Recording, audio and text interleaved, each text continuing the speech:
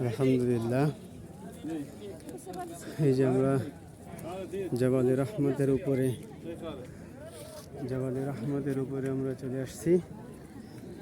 এই যে জাবালে রহমত পাহাড়, যে পাহাড়ে দাঁড়িয়ে আল্লাহ রাসূল সাল্লাল্লাহু আলাইহি ওয়াসাল্লাম বিদায় হজের ভাষণ দিয়েছিলেন। সামনে ছিলেন 100 লক্ষ সাহাবী। সেই জাবালে রহমত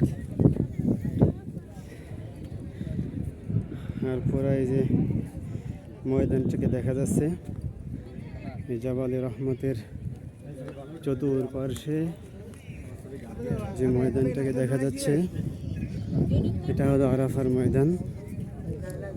এখানে উপস্থিত ছিলেন 100 লক্ষ সাহাবী।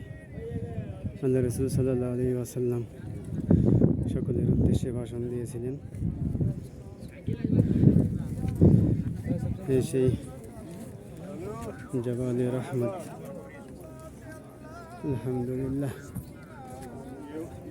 হযরত আদম ও হাওয়া আলাইহিস সালাম যে পাহাড়ে দুনিয়া আসার পরে মিলন হয়েছিল, সাক্ষাৎ হয়েছিলেন দুইজনের সাথে, এই সেই জাবালে রহমত।